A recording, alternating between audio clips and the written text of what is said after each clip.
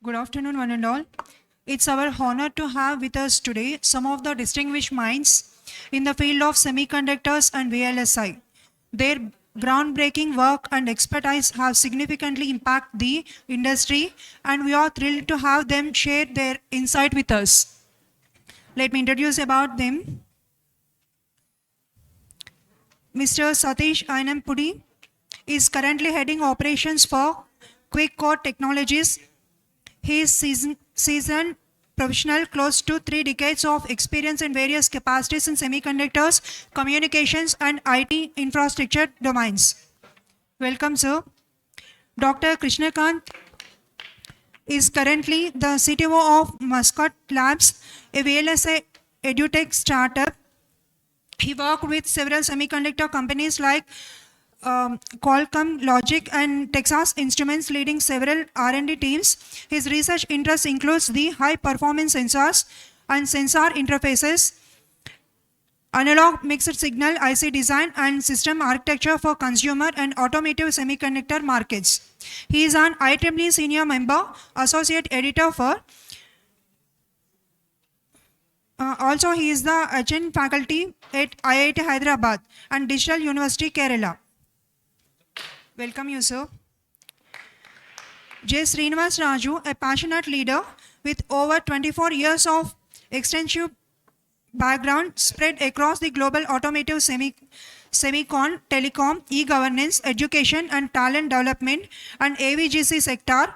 Strong track in driving business growth through strategic vision, operational excellence, and a strong focus on customer and stakeholder value creation. The leadership philosophy centers on collaboration, strategic approach, people growth, and a commitment to excellence. Currently, he is the CEO of Pi Square Technologies. Welcome you, sir. Sir is joining online. Mr. Sanjay Shiriwala is a BTech in Electronics and Electrical Communication Engineering from IIT Kharagpur. He has been working in the field of EDA and VLSI for more than 3 decades. He holds the 3 patents, has co-authored 4 technical books, and written numerous articles in newspapers, conferences, and journals in India and abroad also. His area of knowledge spans mostly front-end design methodologies, specifically RTL-based rule checking, simulation, synthesis, timing analysis, power, clock domain, crossing, and synchronization, etc. Currently, he works in the Hyderabad office of AMD as a corporate vice president in their adaptive and embedded computing group. Welcome, sir. Mr. Venkata is a global leader in the semiconductor ecosystem. He became an entrepreneur in the 1998 by founding Time to Market Incorporation, a semiconductor design services company that got acquired in 2008. Later, he founded Gigacom Semiconductor, a mixed signal IP company focused on high-speed serial interfaces 2012 that became part of Mass Chip in 2018. Currently, he is the MD and CEO of ASIP Technologies Semiconductor Assembly. Welcome you, sir. Please join me in welcoming J. Srinivas Raju, sir, Dr. Krishnakant Alvuri, sir, Sanjay Chiriwala, sir, Venkata Simhadri, sir, and Srinivas Raju, sir. Yeah, thank you very much for the nice introduction of all of us. It is a pleasure to share the dais with eminent personalities in semiconductor industry. And today, in this conference, Madam requested for an industry forum. Now, next few minutes, we'll talk about current technology trends as well as what sort of opportunities are there available in semiconductor industry. Thank you. Now, I request Dr. KK to share his views. Over to you, KK. Good afternoon, everyone. So the topic for my talk today is on advances in energy efficient CMOS sensor interface circuits. I'm from Mozart Labs, and it's a VLSI EduTech company which is partnering with universities on upskilling the students on several VLSI industry-related programs. Okay. Now, I think we have about 25 minutes, so I'll quickly cover the brief overview. It's a vast topic, but just want to touch upon some key concepts on how do you build efficient circuits and what are the practical problems here. So on the agenda, we'll talk about sensors, sensor interface circuits, design trade-offs for precision interfaces, and then how do you design energy efficient sensor interface. And then we'll wind up with a short notes about what we do as part of Mozart Labs. So, I mean, we all know sensors. I mean, every gadget we use, mobile phones or all these health gadgets, all of them are made of sensors, and basically these sensors are collecting all the data, and then we make some meaningful information out of this data. So if you look at the 4 industry revolutions, right? Industry 1.0, which started with the steam power, steam engines came up after 1.0. Then after 2.0, we had electricity. So we had assembly lines. And then industry 3.0 was about robotics, was about computers, was about automated production. And now we are already in industry 4.0, where we are talking about smart manufacturing, smart homes, smart cities. And going forward, we'll also be talking about industry 5.0. And with all the AI ML buzz that you hear, right? Ultimately, what you see is that sensors are the heart of industry 4.0. Essentially because, as you may see here, the entire AI ML world is all about data. And where do you really get the data? Where do you generate the data from? The data is generated from a sensor. Be it IoT or be it any hardware component that's really generating this data. It could be a voice, it could be image, it could be light, optics, so on. So you generate the data, and now you collect a lot of data to make a meaningful information out of this collection of data. So even though there is a lot of buzz about AI, ML, ultimately this hardware or VLSI, it's like the house where software lives. So software always needs a house to live, right? And that is what VLSI gives you. It provides you a home for software to live. And all these sensors are fundamental to generate the data.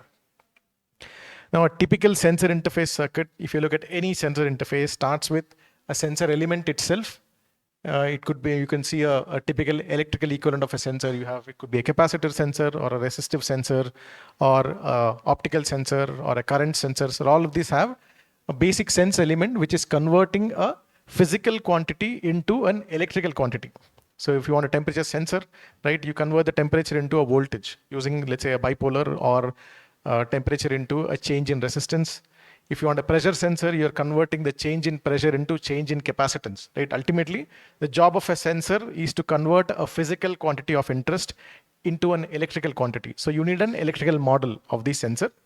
Now, once you convert the quantity into an electrical domain, be it current or be it voltage or be it some change in element characteristics like change in capacitance or change in resistance, then we are ready as circuit designers to really use this information to process the content, right? So you need these amplifiers, low noise amplifiers, filter, sample and hold circuits, and then you have the data converters to now convert this information into digital domain as quickly as you can. Because while the real world is analog, the analog signals are prone to noise. They have very less immunity to noise. That's why the sooner you connect them to or convert them to digital information, they are now more robust towards any noise or interference. Now, of course, in the digital domain, you can do a lot of processing, you can store, you can communicate. All of this is possible in the DSP. Now, if I look at the basic fundamental resistive sensor, right, it just looks like a simple resistor divider here, where you can have one of them as a known element, resistor, and then the second one, sensor, is an unknown element, where the parameters of this changes with respect to the physical parameter of interest. As an example, if you want to build a temperature sensor, let's assume we have a resistor that is sensitive to temperature, and then you have a known resistor here, RL. Now it just becomes a simple resistor divider, and we all know basic, you just apply Ohm's law, and then you can calculate voltage as a ratio of this resistor divider. Very easy.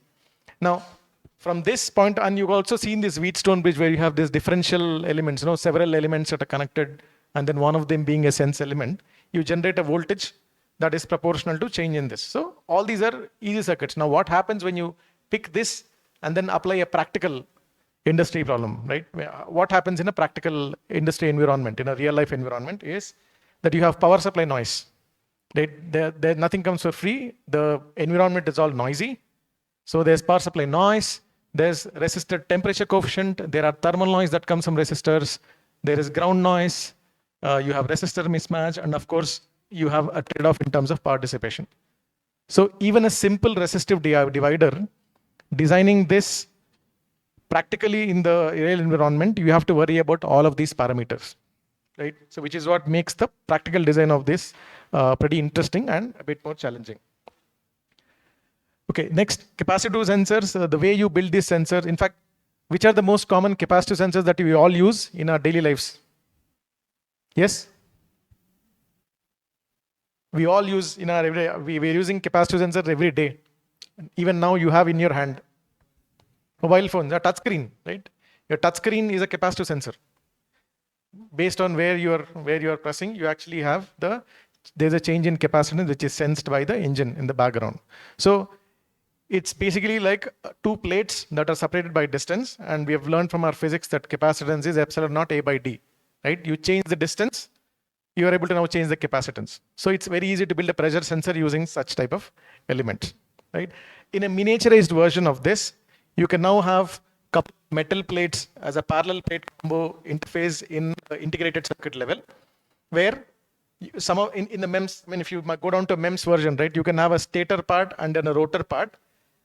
As the stator is anchored and the rotor is now moving, the displacement of the rotor changes the overlap with respect to the stator. So now your area of overlap is increased and the distance is reduced.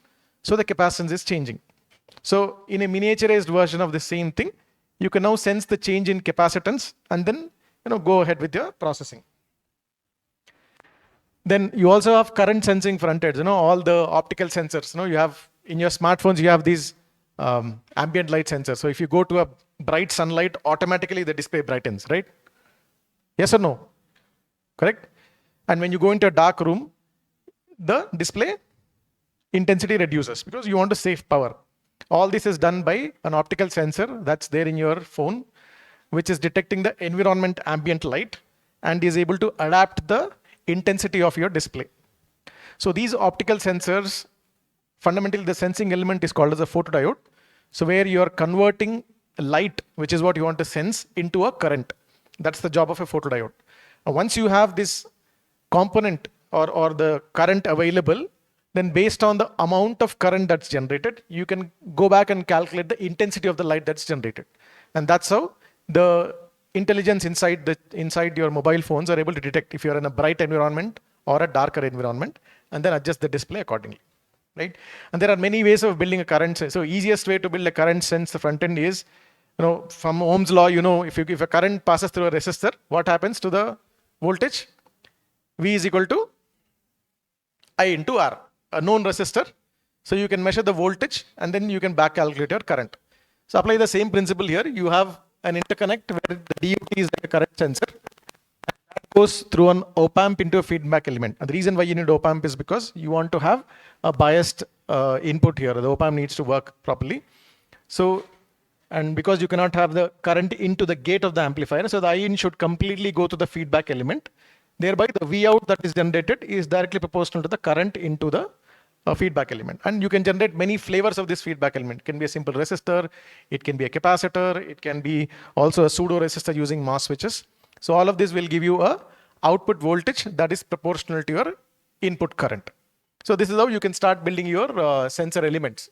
Now, and there are many more sensors. There are inductive sensors. There are many more sensors that are available. So from these sensors, now we move on to the sensor interface circuits. Right? These are the circuits that are now using this electrical information from the sensors and now making a meaningful information, amplifying it, filtering it, and then so on. So for the sensor interface circuits, you have, if you look at capacitive sensor interfaces, conventionally we had these variable capacitors that you see on the left side, where you can apply opposite polarity voltages, and if one of the capacitance changes, then you generate a residual charge on this, which is now sensed as a voltage, right? And that's what gives you an output voltage. There are, I mean, all these are circuits that are available. There are many, many flavors of these circuits. But of late, what we also know is that, because of the power supply noise requirements and the common mode noise problems that we have, we always want to deal with differential circuits, right? So that's where you can apply one single voltage and you have these two capacitors, variable capacitors that are sense elements here. So any change in this capacitance would also translate to a change in the output voltage. And that is how you are able to sense, or you are able to make a capacitive sensor front end. Now, for the resistive sensor front end, for the optical sensors, you basically have also, I'm taking an example of a photodiode here. You have this photodiode, which is a PN junction. So once the light falls on this, these generate the electron hole pair. The photon, each photon generates an electron hole pair. Now you are collecting the electron hole pair through a reverse bias on this photodiode. Okay. So all these, this PD can now be modeled as a current source that you can see on here. So you have the current source, which is the current which is now going across the feedback resistor and generating now voltage.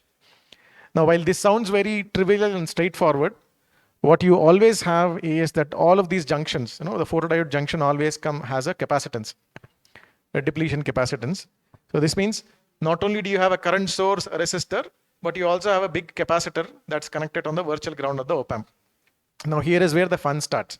Now, once you want a so I'll give you a practical example.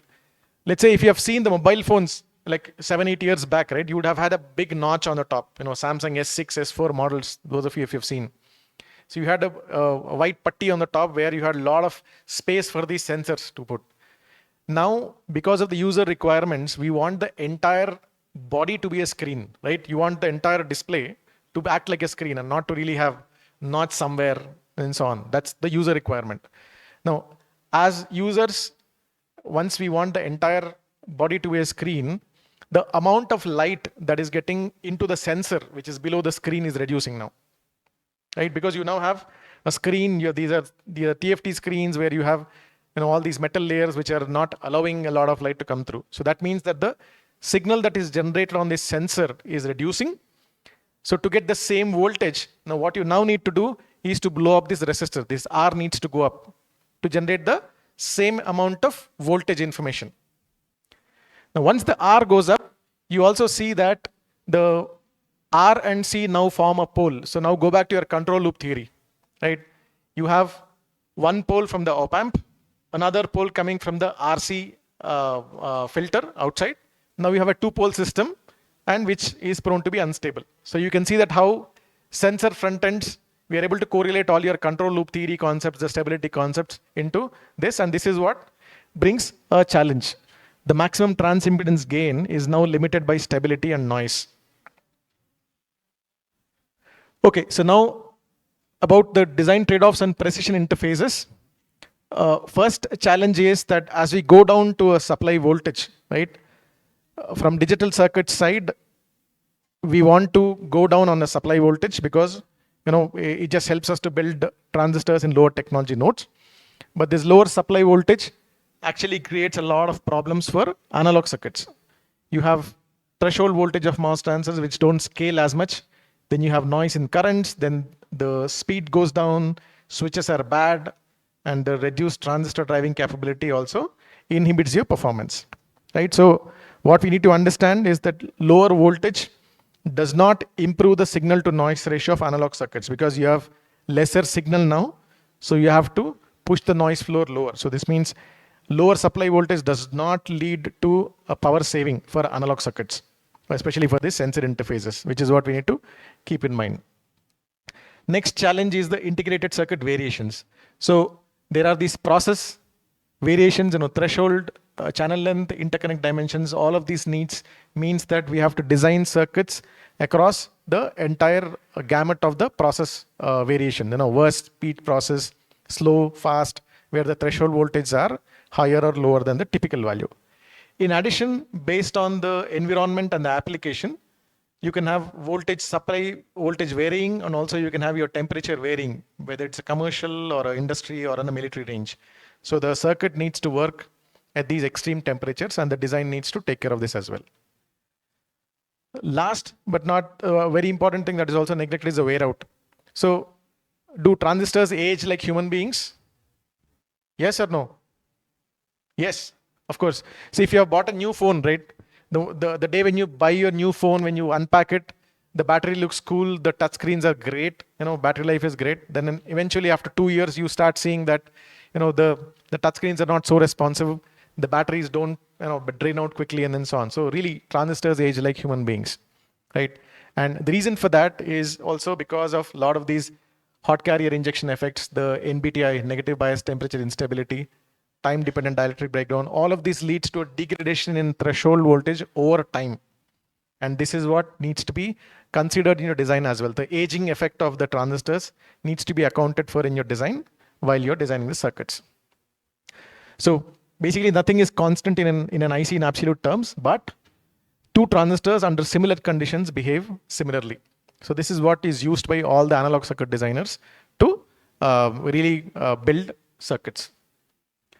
Okay, so practical IC design challenges. You have systematic offsets, random offsets, mismatch of MOS, resistors, capacitors. Then you have circuit noise, power supply noise, common mode noise, charge injection, clock feed through. So all of these are practical circuit design related challenges which makes the design a little more interesting and challenging. I mean, you can read about all of these, and then I'm just throwing a few terms here, but you can of course read about all of this. Okay, the last topic for me is about how do we design the energy efficient interface.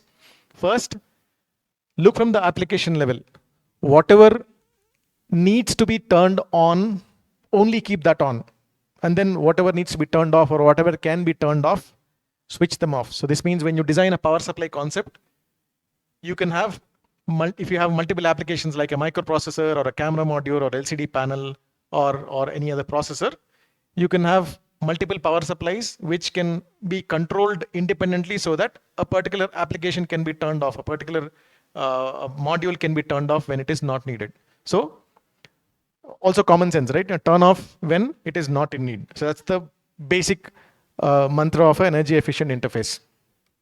Next is, of course, if you start designing more and more complicated chips, there are a lot more things that you can do within your chip itself. Same rule applies for any mixed signal interface. If you have a chip where you have power supplies, LDOs, there is a digital core, you have oscillators, PORs, there's and several other circuits here, right? As an example, this is a temperature sensor. You can now see that the color coding is not proper, but you can see that there are some parts that are always kept on, and there are some parts that are default off and they are turned on only when needed. So the same concept on the application level can also be applied to a chip level. Next, in terms of circuits and smart partitioning, you can also see that typically a sensor has a weak signal, and then you need a very high gain in the front end to amplify it and then give it an ADC to convert it. So instead of making sure that we get the high gain in one stage, it is more power efficient to split this into moderate gain stages, because high gain, high bandwidth system is much, much more power hungry than a moderate gain, high bandwidth system. So as an example, if you want a PGA gain of 100, you could probably split it into a PGA gain of 5 and then PGA gain of 20. That would be more power efficient. And this is my last slide. So if you now look at the examples, the practical examples of how the sensor interfaces are really influencing that energy efficiency, let's look at, I want to take this example, right? What do we want from a smartphone as users? Yes? We all like phones, right? So what do you want from a phone? Information, yes. What else? Information is very technical. And as users, right? What do you want? When you hold a phone, what do you want your phone to look like? Good photos, thin, sleek, good battery life. Yes or no? And also cheap. Everything with much lower cost. So thinner size, less weight, great battery life, reliable, affordable. These are all the things that we want as users, right? Now, what does this mean for electrical and electronics engineers? This just means that we need smaller form factor of components, PCBs, ICs, lesser number of external components. So that's the drive to really integrate more and more things. We want low power modes, ICs with low power consumption so that we can improve the battery life. We need battery that's constantly maintained, and also we need ICs that are reliable for a certain given lifetime. Okay. Now, what does this mean for VLSI engineers? You can now expand the list and just complicate our own life, and then say, okay, now I need thin through silicon VR packages. I want less connectors. I don't want bond wires. I need TSV packages. I need ambient light sensors, proximity sensors, MEMS microphone, battery chargers. So now you can see that the list becomes more and more. And you can try this experiment also on a car. If you want, what do you want from a car as users? And then go back and look at all the things that you want on the electronics and the VLSI side. Okay. So with that, I want to end my presentation. Just a quick glimpse into what we do in Mozart Labs. So we are a VLSI EduTech startup. We are working with IIT Bhubaneswar on where the first program we've launched in February on 2025. So this will be about VLSI specialization and foundation. So those of you who are interested, you can please get in touch with us. Okay. Thank you so much. Yeah. Thank you, KK, for covering the deep insights on sensors, especially for industrial revolutions, sensors and RTIA. It was very, very insightful. Thank you, KK. Now, the JSR, sir.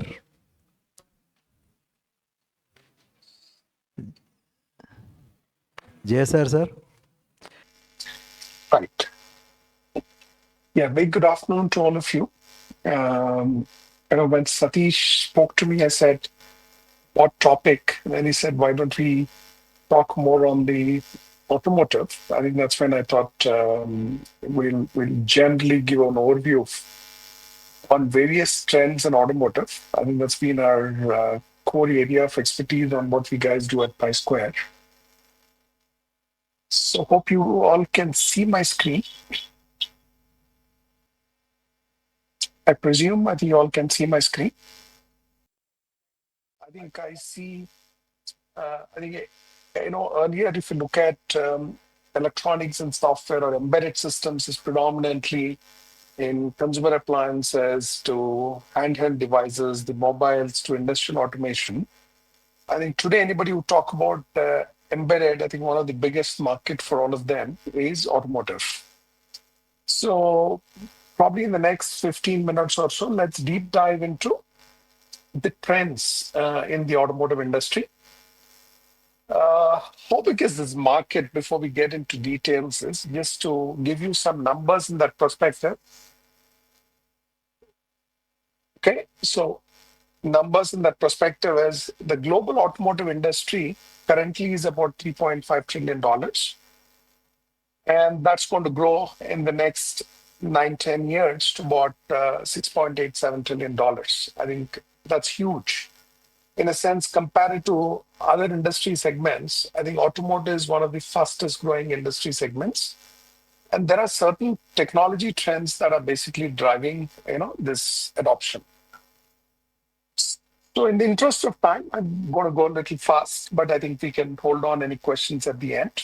But if you look at evolution, right? I mean, the first picture onto your left, you can see is the first gasoline-powered automobile in 1886, right? I mean, it was since then, I think they took close to about a decade to start automating some of the subsystems in the car. The first automation came in in 1967 using an engine control unit from Robert Bosch. Basically, that's when they automated one section of the car. As you look at the evolution, right? I mean, eventually what happened subsequently in the next 20 to 30 years, I think every subsystem of a car is automated through a certain use. So one of them is infotainment control, then engine control, then electronic brake control modules, powertrain modules. Vehicle control includes your electronic power steering to adaptive cruise controls to airbag control systems, and then body control modules to seat controls to wiper controls to various other ECUs. the picture that you see is basically different controls in a car. Usually we see a vehicle from outside. It looks like, okay, this is so-and-so car, right? It's a BMW and Benz, etc. But those controls that you see is what engineers basically should look at a car, right? How many controls it has, how many subsystems it has. Everywhere there's an embedded systems in a car. So if you basically look at one more slide, in evolution tells you, right, what all we went on, automated. So first thing, if you look at the first generation of vehicles which came in, your legs and your eyes, everything is tied, either to a vehicle on the road, right? I mean, you're seeing on the road and you can't, look at like the way today vehicles are. I mean, both your hands are tight and your legs are also tight because either brake or accelerator or clutch, you keep moving. I think everything is tight now. So if you look at the next generation of vehicles, what we are seeing slowly is an adoption of a little bit of convenience for a driver. Slowly we got some finger controls, voice commands, and then something like your adaptive cruise control so that you don't have to put your leg on the accelerator all the time. Set up an adaptive cruise control. Then at least in highways, right? I mean, and then came a little bit your electronic power steering to heads-up display, because whatever you don't have to all the time see into a cluster, it can always be on the windshield so that your eyes is on the road all the time, right? And then displays have become bigger instead of a small LCD displays earlier to a now, you have a cockpit kind of displays which came in. The current generation of cars that you see is, I think, all the subsystems, typically your hands, eyes, and your legs, right? Everything is freed now.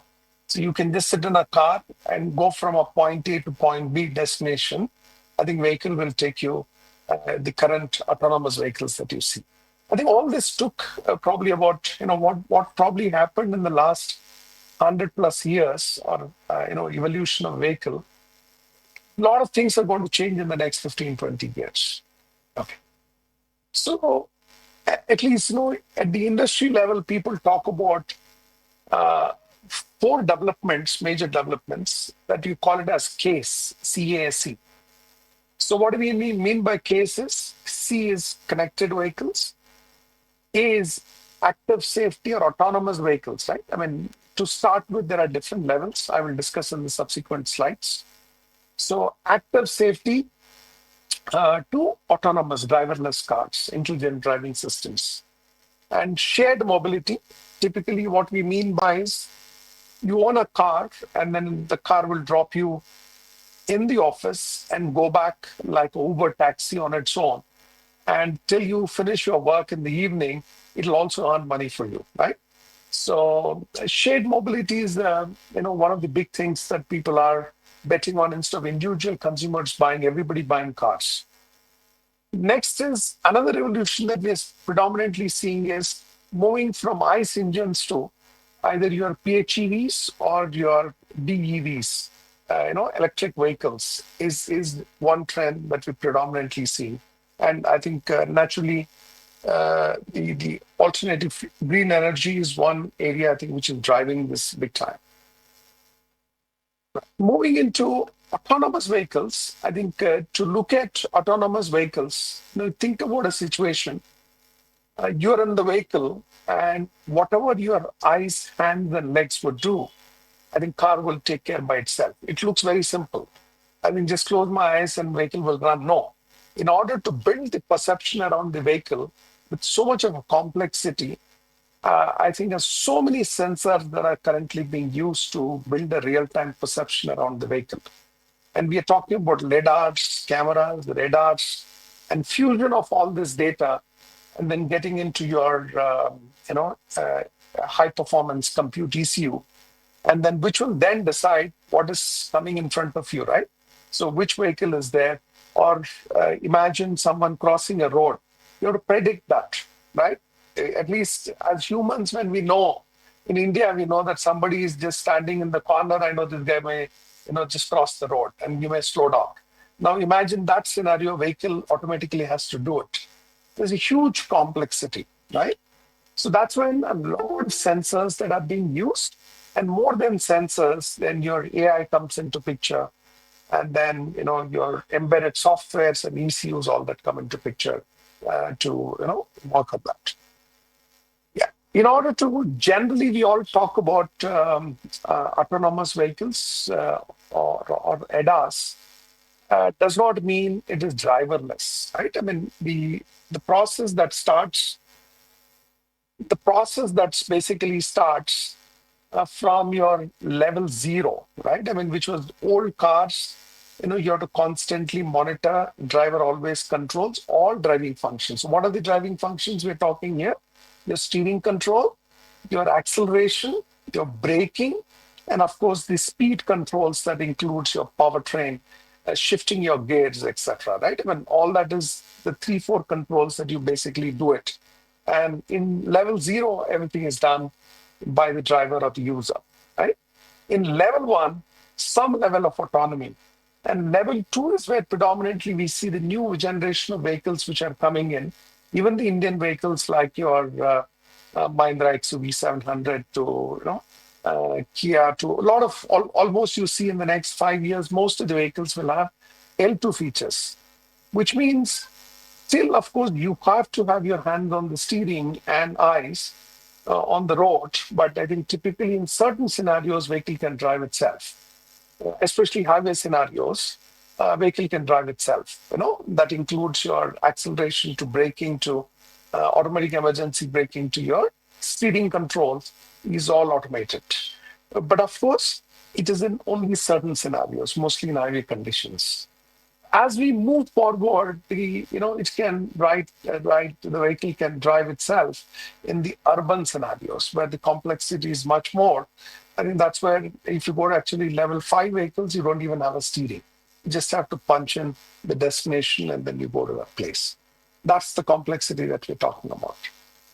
And the whole evolution, basically, if you see, I think we are moving in. Earlier, when we've looked at ECUs, we went and automated every subsystem in the car. Eventually it became some 20 to 30 ECUs.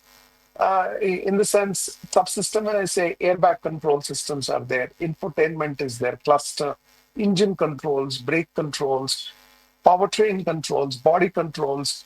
All these systems were communicating with each other. And it became so complex to talk to each other. And one of the reasons why I went at that stage where they went was the compute was limited and compute requirements were also limited. And now with the new, autonomous driving scenarios coming into picture, you have a huge data getting into the system, right? I mean, that includes your camera data, lidar data, as well as your radar data getting into the system. In order to process all this information, now I think we have compute also available with your high performance compute chips, right? So Qualcomm's of the world, NVIDIA's of the world, AMD's of the world, I think they're all building this high performance compute chips. So with that coming in, I think the whole new architecture is evolving in the automotive. I think instead of automating subsystems, now they're looking at everything centralized. That means from a subsystem wise to a zonal control and central control systems are being built in the car.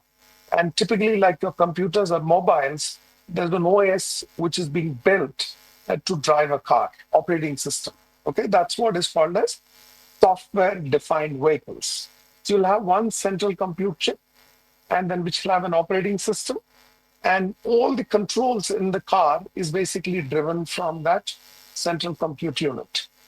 And we call it as SDV. SDV, what are the advantages of SDV is, imagine the current vehicles, you basically see, once you buy a car, very limited upgrades that you can do, and mostly aftermarket that you buy some infotainment systems, some music system, etc. Right? Only mostly aftermarket ones.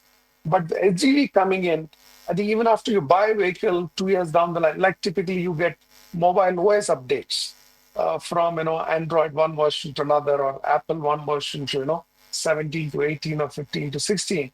Every 6 months you get updates, also possible in this, right?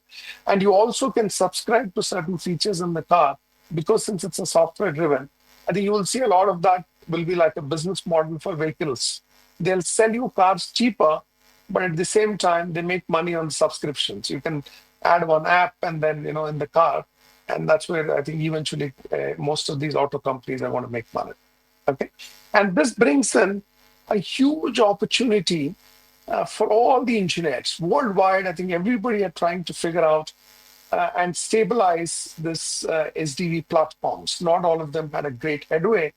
Of course, Tesla is the first one who started it, and eventually everybody are now trying to follow, to build their own software-defined platforms. Okay. I think to tell you complexity, right? I think a mobile typically has about 12 million lines of code. On to your right, you can see F-35, a fighter jet has about 25 million lines of code. And you look at a car, basically a premium vehicle today has about 100 million lines of code. And today, industry is heading towards close to about 250 to 300 million lines of code. With the new complexities coming in, especially autonomous vehicle will have those many lines of code. The complexity is increasing, right? And I think we talked about one is the autonomous, and second one we talked about connected.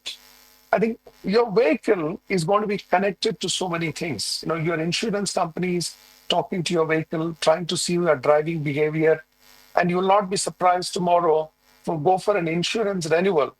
If you're a good driver, your premium is lesser. You have a high risk, and then probably your premiums, you ought to pay high premium in the insurance. Your bank loan guys are actually seeing how you drive. Of course, the government, the federal, state governments also start looking at you, traffic control, traffic management, and your basically garage and service guys also know. I think you will not be surprised the day somebody from your service center will call you and say, hey, please get your vehicle, this particular subsystem, or if this particular issue has a problem, we will repair it for you, right? So these are things that evolve, especially when you have connected features, okay?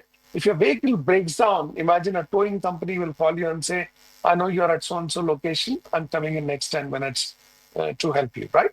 So these are things that will come in, especially with the connected features in the car.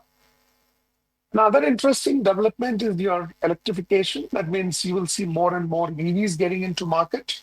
I think today the adoption of two-wheelers is big now. I think if you basically see in some of the cities, 25 to 30% of new vehicles that are being bought are basically EVs, two-wheeler segment.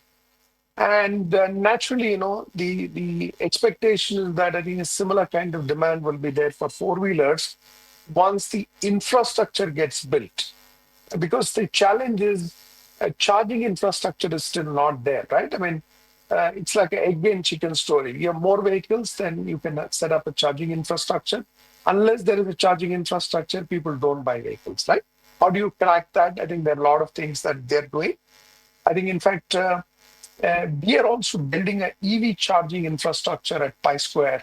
I think we are launching our product sometime next year. We see a great opportunity in the EV segment, be it two-wheelers or four-wheelers.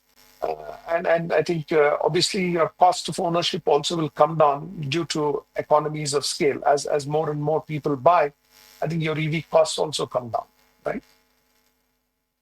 Yeah. So basically, if you look at automotive, right? I mean, predominantly I talked about the case, the shared mobility, autonomous, and then your electric cars and connected cars. I mean, these are basically driving the whole auto industry, right?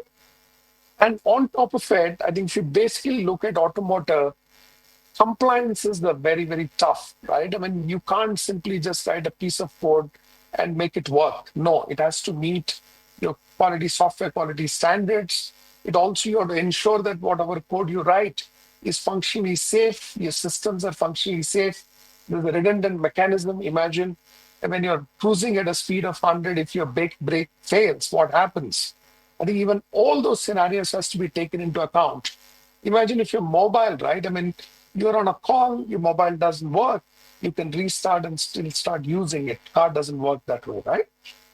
So these are various standards that we use, and adding to it, I think one more thing which is becoming predominantly important is automotive cybersecurity. That's becoming big. So, so technically, what's happening is basically increasing complexities, safety concerns in the vehicle, interoperability, large code base in the cars, and I think test scenarios are becoming near impossible, right? I mean, you don't know, right? I mean, you're on a highway, you don't know what will cross the road. You have to think about all possible scenarios. Humans may cross, animals may cross, or even small pets may cross, or like the way we have in Indian scenarios. If somebody is going in one lane, we don't even know when that guy will move from one lane to another lane. That's a highly risky, especially in Indian scenarios, if you consider. So test scenarios are becoming more complex. And then, of course, everything you can't do it on the road, on the vehicle. And you want to create a lot of simulation environments using your field systems to see how you can build those test scenarios and test. And of course, now I think releases have typically become like mobiles, right? I think earlier a new vehicle, new model has to get released. It used to take 3 to 5 years. Now people are talking about new models to come every year or maybe twice a year. New models are getting released. Okay. And the more you become autonomous, I think the federal regulations or the central government regulations basically will come into play because, who takes the accountability in the event of an autonomous car hitting somebody, these are things of course, the challenges to solve, and industries, I think, are but in a better position to address these things right now. I think maybe 5 years back, I think people didn't know how to get these things done. I think a lot more things have happened in the last 5 years to basically figure out. Okay. So if you look at automotive ecosystem, I have another minute to close. I'll just tell you for all your interest is basically OEMs are the car manufacturers. I think there are top 50. I mean, you look at starting with, I think Toyota is the biggest in the world. I think they have they sell close to about, millions of vehicles globally, and then followed by, I think you have Honda and Volkswagen and all of them globally. And then you have these technology companies, we call it as tier ones. Predominantly, these are Bosch, Conti, ZF, Visteon, Denso. And interestingly, I think most of these tier ones today have their global capability centers in India, most of them, right? And then similarly, of course, the next comes is the services companies. So a large pool, huge opportunity for somebody to get into automotive right now, especially engineers who are looking at your careers in the space. Okay, this is a large ecosystem. So since everybody are connected, the software, the cloud providers to semicon, chip providers to auto component guys to car manufacturers to services companies to almost everybody are in this ecosystem, right? It's a huge industry, right? So with this note, I think I'd like to conclude.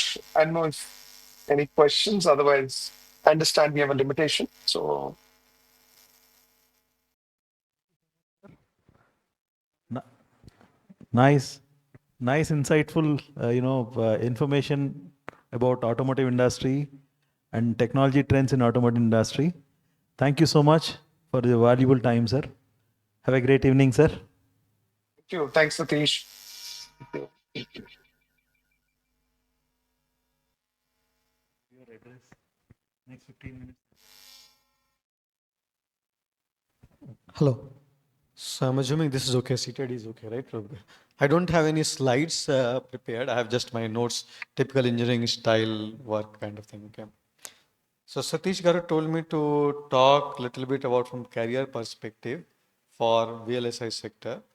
And these days, AI and ML is more important, right? Everybody talks about AI and ML.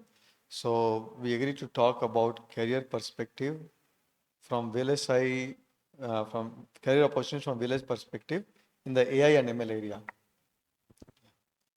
So usually, whenever we think of AI and ML, we always think of programming side of things, the algorithm side of things, the data science side of things.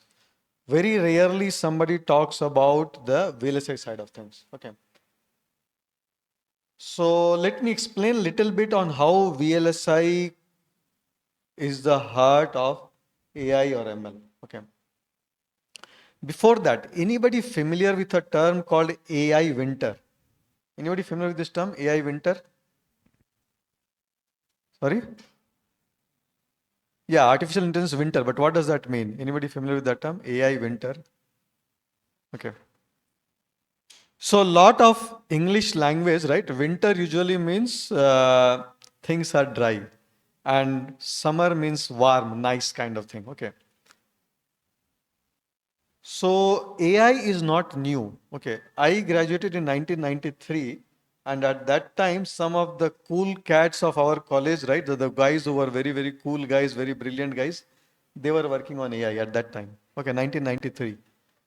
You can go and search AI winter. You can search things like ADA, Lisp, etc. These are popular languages for people to implement AI systems. Okay. After that, what happened?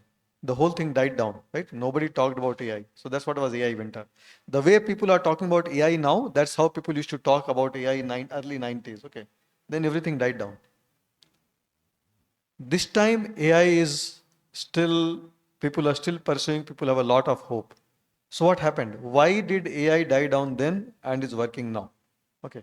Why is it that people have hope on AI now but didn't have no hope then? Why did the people lose hope?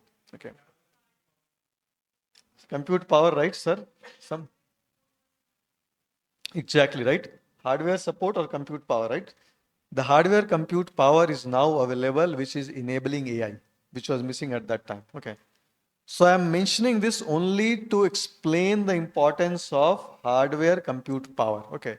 You can have all the AI algorithms that you want, but if the underlying hardware compute power is missing, you will have the next winter also. Winter doesn't come only once in one's lifetime, right? Winter can come multiple times. Okay.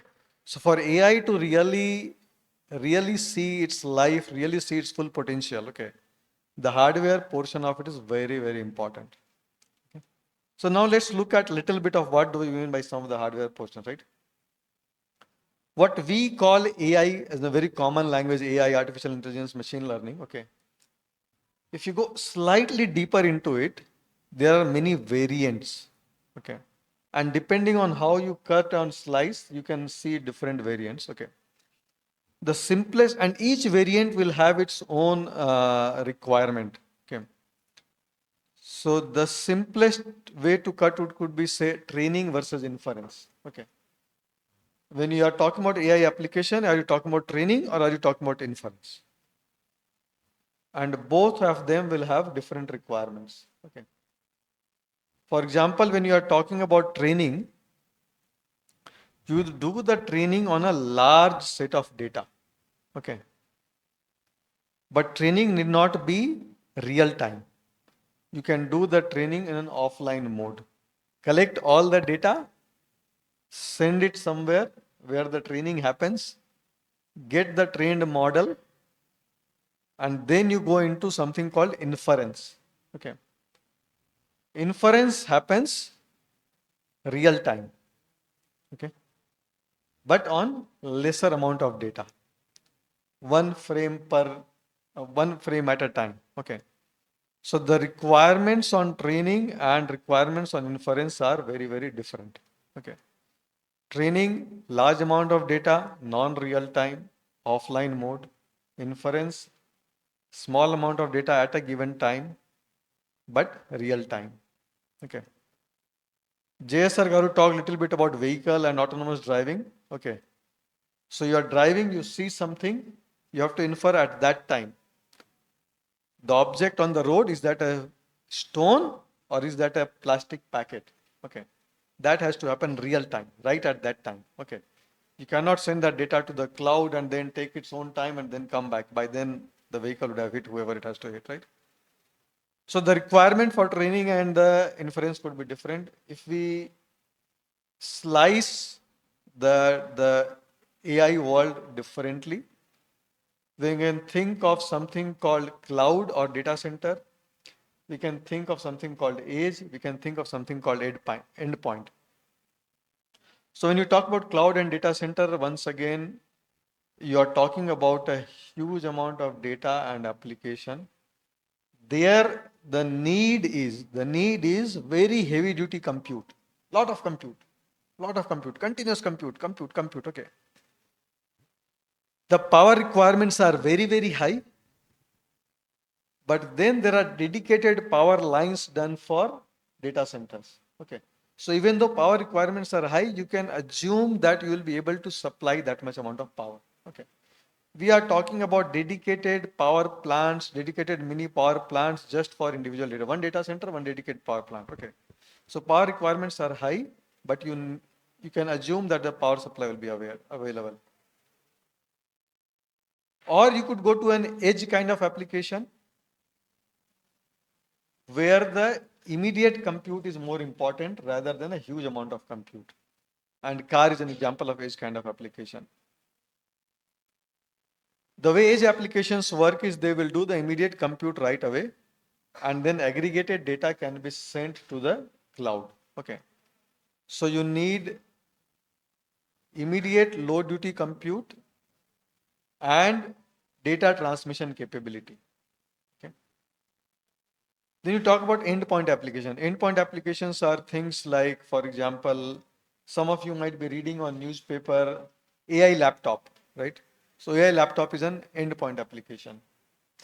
Your cell phone, right? You will hear, see ads from Qualcomm talking about AI cell phone kind of thing, right? AI chip for cell phones. Those are endpoint applications. The requirements there are a bit different.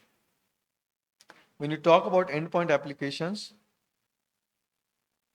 you are much more interested in the battery life. You get a cell phone, run one simple AI application and the battery dies. That doesn't work. When you are talking about AI laptop, the assumption is that you will be working not necessarily with the PowerPoint plugged in, right? You may work with the PowerPoint plugged in, but the assumption is many times you will be working on your kitchen top, on your dining table, on your room, in your room, when you are traveling in car, flight, bus, etc., whatever, right? So battery life is a bigger factor there. So the point is whether we are talking about cloud versus edge versus endpoint, your requirements could be different. Okay. Versus when you are talking about a single application, right? So similarly, inference and learning, the requirements could be different. Let's look at one another aspect. Okay. When we talk about things like Chat GPT and LLM, we are talking about trillions of parameters. Okay. The initial estimate was Chat GPT will be around 1 trillion parameter kind of thingy, but Chat GPT 4 turned out to be around 1.7 trillion parameters. Okay. So if you have 1.7 trillion parameters, what does it mean? Okay. You need to store the values for these parameters somewhere. Okay. So you need access to that much memory. Okay. And when you are at a learning stage, you have to continuously retrieve those parameters, update it incrementally, and then store. Okay. So trillions of parameters being continuously retrieved, updated, and stored. Okay. So these are all various kinds of requirements which are coming up based on need for AI or ML. Okay. Now also understand that the basic algorithms that we are talking about today, right, are still based on back propagation and forward propagation, right? If you look at neural network, deep neural network, etc., they all talk about forward propagation and back propagation. Forward propagation, backward propagation. Okay. This basic algorithm has not changed in last 35 years. Okay. Even if you look at books 35 years back about neural network, they were talking about the same basic algorithm. Okay. This is how you do the forward propagation. This is how you do backward propagation, chain rule of differential calculus, and so on, right? So the basic algorithms have not changed. What has changed is the underlying hardware. What is required is different kinds of hardware for different kinds of needs and applications. Okay. And I have not even driven the applications into further subdivisions, right? Just the broad level categories is what it has different kinds of requirements. Okay. Add to it the element of privacy. Okay. Data privacy. You are driving your vehicle and somebody and your vehicle is continuously transmitting data about you, okay, which is going to a cloud. You may or may not feel comfortable with the fact that your vehicle can be easily tracked, okay. Or people talk about AI based mechanisms to conserve energy, this is etc. You don't want people to start knowing, okay, what time, what instrument, what gadgets are being used at your place, your house, right? Because that can also tell when you are at home, when you are when nobody is at home, and so on, right? So add to it the aspect of data privacy. So this again brings additional requirements on systems. For example, there is something called, say, differential privacy. There is something called aggregate machine learning, and all kinds of things exist, right? But underlying that same hardware, the hardware has to adapt to that need. So what does it mean in terms of requirement on uh, compute capability or VLSI? Okay. For last so many years, all the computers have been working on one basic architecture, okay, called von Neumann architecture, which is very simple. Fetch an instruction, decode the instruction, execute, and fetch the next one, right? That's the architecture. All those computers that you see, whether you buy a Lenovo laptop or HCL PC or whatever, right? They are all based on this same architecture. Now, what we are seeing in the context of artificial intelligence and machine learning is different kinds of architectures to satisfy some of these requirements, right? So, for example, you need to have high amount of compute. When you need to have high amount of compute, you also need to have multiple cores. You will now see server machines with 190 plus cores, okay? You will also, we talked about memory, right? You have 1 trillion parameters to be 1.7 trillion parameters to be stored, to be continuously retrieved and restored back, right? So a lot of access to the memory. So you need 2-3 things. One is lot of memory, okay? Second, very quick access to those memories. You cannot go word by word by word by word, okay? So we are now talking about high bandwidth memory. Third, the memory has to be very close to the compute, okay? Many of you, if you had opened you opened your PC from few years back, there will be a separate DIMM module, right? Your CPU is one place, your DIMM is separately, right? Kept separately. That won't work. Now your memory has to be on the same die. Okay, I'm not even talking about a different die on the same chip. It all has to be on the same die. Okay, so that means also packaging technology improvements. Okay, when we talk about hardware, the data center where you can put in a compute, where you can put in a mini power plant. Okay. So there are countries like Norway, okay, very cold countries. What they say is we have to use a lot of heat to warm up our homes. Okay. So instead of sending the heat to our homes, we can use that power to power the data center. And the heat that will be generated from the data center will use that heat to warm up our homes, right? So effectively your data center is getting power for free. Okay. First of all, I do not know how practical is that thought process. But even if it is practical, you have to design your chip so that that power delivery to the chip can happen and the power dissipation from the device can also happen, right? So what this is telling is, while we talked about memory, the compute power, we are also talking about the power requirement of the chip also has to be controlled significantly. The power requirement also has to be reduced, right? We have to deal with vector processing. Similar calculations are happening on a lot of data simultaneously, right? Very different from current day computer architecture. We want to deal with vector processing, and this is why things like GPUs are getting popular. Okay. When you are talking about memory access, that instruction fetch, decode, execute, What is now getting popular is something that we call as very large instruction word. Okay. So when you fetch the word from the memory, it should have the opcode and the operand together, right?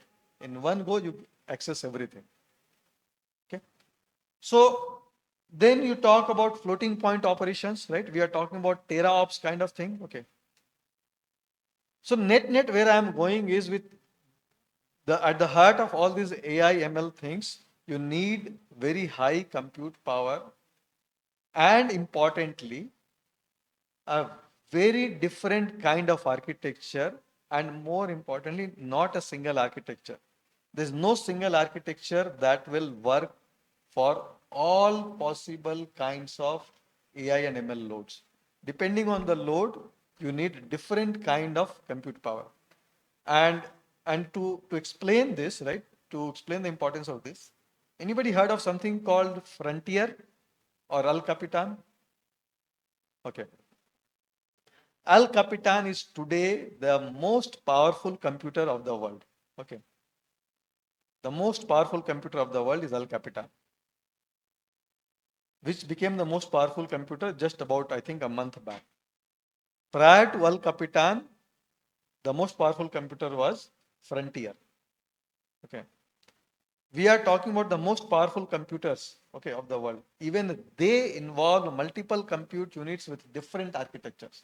Because depending on the workload, your different portion of the work could go to one architecture, could go to another architecture, could go to third architecture, right? So where we are today is a very exciting time for VLSI. If you look at it from the context of AI and ML, computer architecture is undergoing major changes. New thoughts are very, very welcome. Basic VLSI is what we are talking about once again. Okay. The power has to be controlled, the performance has to be very high, the area has to be controlled, the design techniques also have to be much more improvised. The same kind of architecture which worked for 30, 35 years will no longer work. The fact that you can have many different architectures also spells that there will be many more people required for this. We talk about neuromorphic computing and so on, right? So anyway, I just wanted to show that, okay, AI ML is not just about the Python and, PyTorch and Keras. There's a lot of hardware involved. And like sir said, like ma'am said, that is the difference between the AI winter versus now, right? The compute power availability. Thank you. If there are any questions, I can try to answer some of those questions in this area.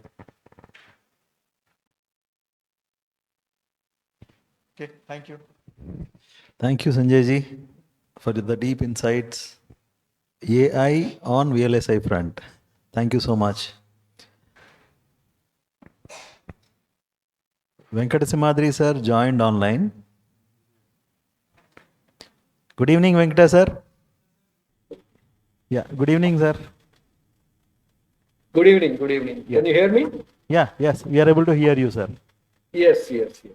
That you do the RTL design, and RTL design is very similar to C programming, and basically it's also called behavior language. So once you put your design into the RTL language, you do the verification, make sure it is functioning properly as per the specification. Then you do the synthesis. Then after that, you insert DFT, design for test. Then you do the physical design and basically taking the net list and converting that into a mask. So basically, if you are an architecture, comparing that with a uh, uh, you know uh, concept, right? Let's say if you want to build a house, you decide on how many bedrooms you want and how many square feet it is, all that stuff, and then you actually design the diagram uh, that you can give it to a builder. So it's kind of very similar to that. You take your design and convert that into a physical design, and that can go to the fab. So basically, they take that design and manufacture your chip, and they give it to you in a wafer format. So you buy that wafer from a fab. So once you take that wafer, you have to, kind of first step they do is probing. I'll kind of get into the detailed thing that goes in there. So before I get in there and explain what is an OSAT, let's also talk briefly about the current semiconductor ecosystem in India. Today, as per the recent study, India is hosting probably the second largest chip design engineers in the world. It is estimated around 2 lakh IC design engineers, and it continues to grow, mainly because almost every top semiconductor company in the world, including AMD, Intel, Nvidia, every chip semiconductor company out there in the world, they have a design center in India. And actually, I'm taking this call from T Hub right now. And within a kilometer radius from here, we have companies like Qualcomm, Nvidia, AMD, Intel, Silicon Labs, and few Moschip and few other companies. So it tells you, how well India has done on the design side. However, we we did not make any progress on the fabrication side or the manufacturing side of chips. Every chip we design in India today, whether it's through Intel or AMD or whatever it is, they are getting mostly manufactured in Taiwan, and maybe some in global foundries in US or Germany or some other places, or Samsung. Samsung also is into manufacturing. So the Indian government, under the leadership of our Prime Minister Modi, a couple of years ago, they put their minds around it, and they came up with a policy called, India's Semiconductor Mission. They call it ISM, and they allocated $10 billion, budget for that, to mostly encourage manufacturing in India. Since then, there are 4 projects already got approved. Tata's is one of them, and they are setting up a fab in Gujarat. So this will be probably the second CMOS fab in the country. We had a fab called Semiconductor Complex Limited in Chandigarh for a while, even though it's not a commercial fab and not a foundry, but we did have a semiconductor fab. But this will be Tata's fab will be the first, full-scale semiconductor foundry in the country, and I think they started the construction. The project is approved. And then they also approved a few OSAT projects. OSAT stands for Outsourced Semiconductor Assembly and Test. And a couple of them are coming up in Gujarat. And one of them is coming up in Assam. And there are a couple of other projects which are in the pipeline and waiting for the government approvals as well. So having said that, I will, go back and talk a little bit more in detail about what happens in an OSAT.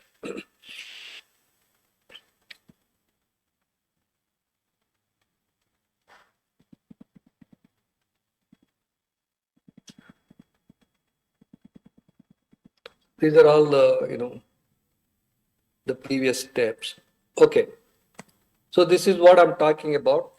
OSAT stands for Outsourced Semiconductor Assembly and Testing. It also, some people call it ATMP, Assembly, Test, Mark, and Package. So if you can see my screen here, on the left top side, the one you see like a disk, it is the semiconductor wafer. This is what that comes out of the fab. And each wafer, typically right now, they are 12-inch in diameter. And people actually started with 4-inch, then they moved to 6-inch, 8-inch. And today 12-inch has become the industry now. And each wafer, if you based on the size of the chip, it can have thousands of chips on it. Okay, and so once you have the wafer coming from the fab, then people you take that and cut that into individual chips, and then you put them in a package. So what is the purpose of the package? The two things, right? It will multiple things. One, it will protect the chip from the environment, and number two, it acts as an interconnect between the chip and the actual PCB. And the third, it will also work as a heat sink. So when the chip is operating, definitely it will generate a heat, a lot of heat from it. If you look at some of the CPUs, if you open a PC, actually there will be some of these actual CPUs may have a fan sitting on it, even though it has a heat sink on it. So to dissipate the heat, it will even have a fan on it. So basically, it will serve three purposes as an interconnect between the chip and the actual PCB, and protect it from the environment, and third as a heat sink. So the most popular package technologies used in the industry today, they are wire bond or flip chip. So you can see both of them here in this picture. So basically on the chip you have a bonding pad. The signal coming out of the chip will have a pad. From there you connect it to the package pin using a gold wire. So this is called wire bond package. So but when the chips are becoming bigger and bigger, and it will, let's say it has thousands of pins on it, and the signals are very high speed. So this wire bond technology is creating some bottlenecks.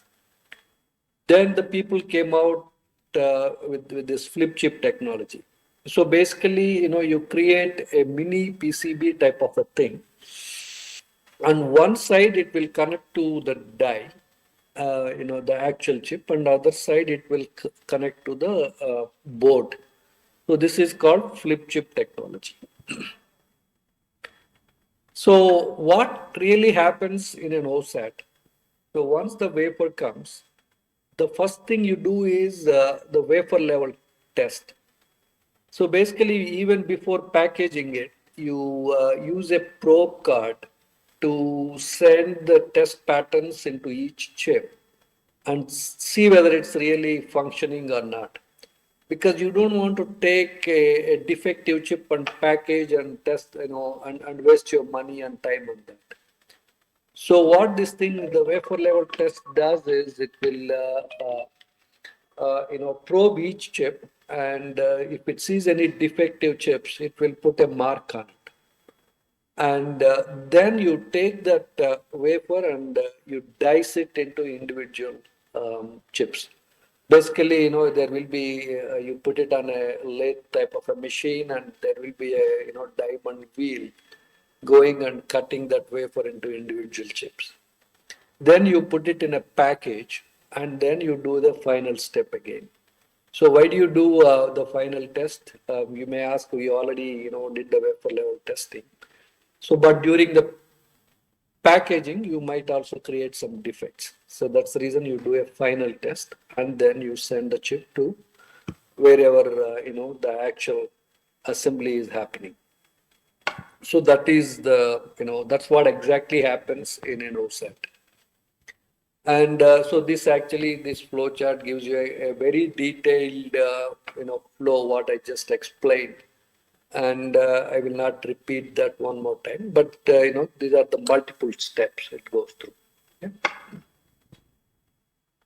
So in summary, I think we're talking about the semiconductor industry today. I think our earlier speakers mentioned about it a little bit. It's a great industry to get in today.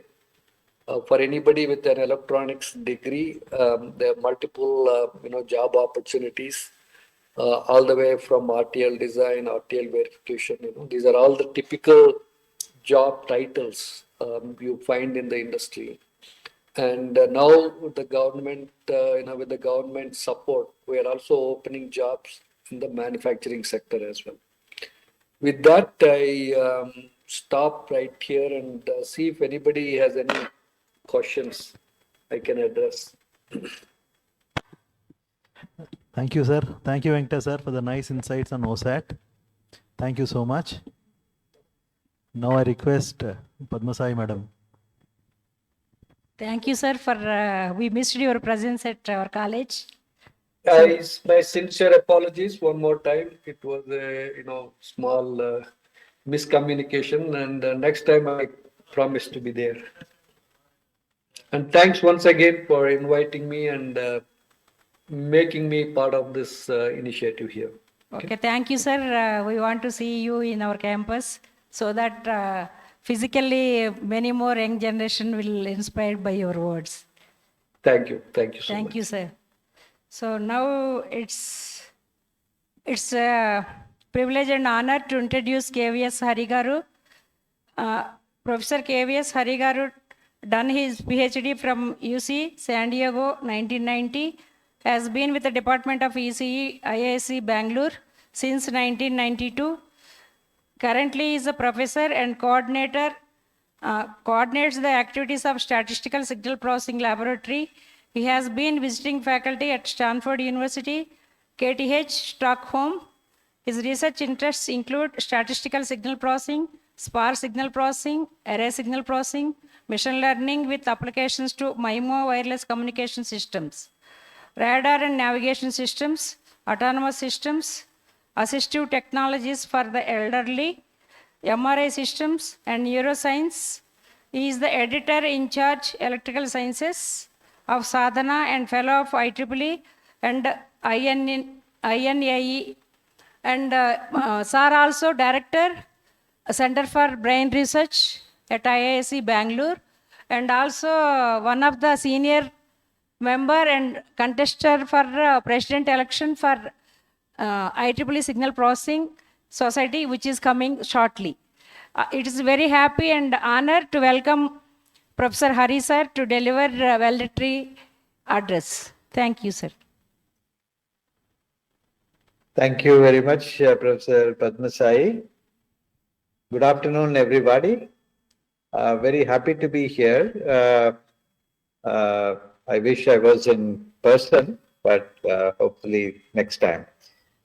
So, as I understand that you had a very rich program, the conference spanning right from this energy sector through machine learning, AI for healthcare, sensor technologies, sustainability solutions, portable devices, and of course, industry forum where a lot of semiconductor technologies experts have shared the vision and the future of where we are going.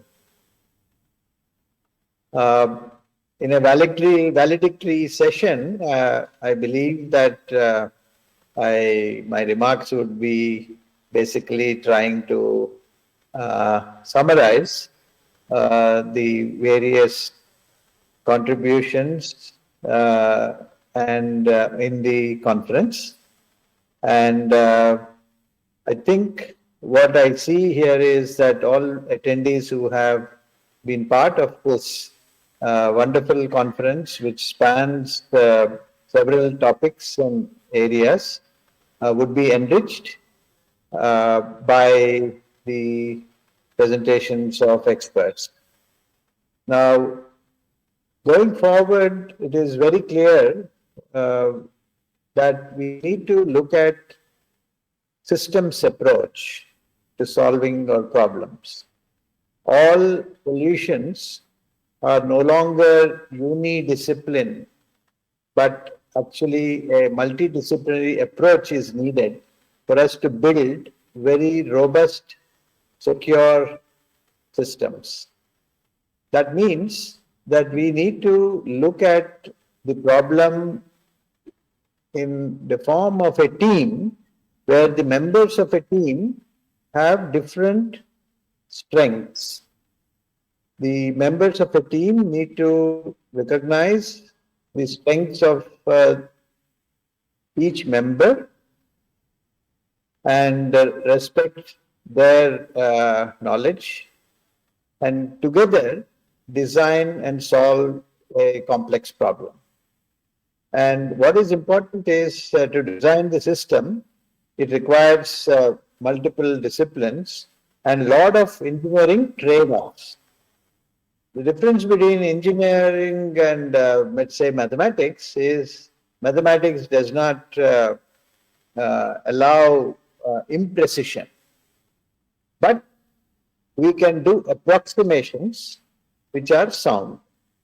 So engineering is about trading off different requirements and in the constrained environment. So you may have constraints in the cost, driven by cost, driven by the performance requirements, or maybe defined by computational complexity, and so on and so forth. So as engineers, we need to learn how the constrained problem solving is done, and ensuring that we have a nice way of ensuring the system specification to be met by collective wisdom of all the team members. So it's always a team which delivers an engineering solution or a product, and one must be very clear that we need to harness the individual strengths of every member of the team. I think the technologies are moving quite rapidly. While there is a sense of, what shall I say, artificial intelligence trying to dominate, please remember that if you want to run an AI algorithm, you need a platform to run, which is basically designing very powerful semiconductor chips. So, and powerful algorithms. And if you want to make them run in an efficient, in an energy efficient manner, you need to find out how to handle these problems in a global context. So while artificial intelligence may seem to be dominating every field, which it will, we have to be careful in understanding what it can do and what it cannot do. You may want to trust it, but always verify whether the solution coming out of an artificial intelligence system is valid. So I think all of us should ensure that we work in an objective manner to solve problems by working together, and depending upon the core strength of being good in fundamentals in each of the disciplines we work in. So I am very happy that the conference organizers have put together a very nice, rich program which has attracted a lot of distinguished people as speakers, and I hope all the attendees have benefited from the vast experience by interacting with each of the distinguished speakers. So I like to congratulate the organizing team and in particular Professor Padma Sai for spending a lot of effort in putting together this conference. And I wish all of you all the best in your future endeavors, and have a good year end, and wishing all of you a very happy new year, and invite all of you to attend ICASP 2025 in Hyderabad in April 2025 at HICC. Thank you very much for this opportunity, and all the best. Thank you.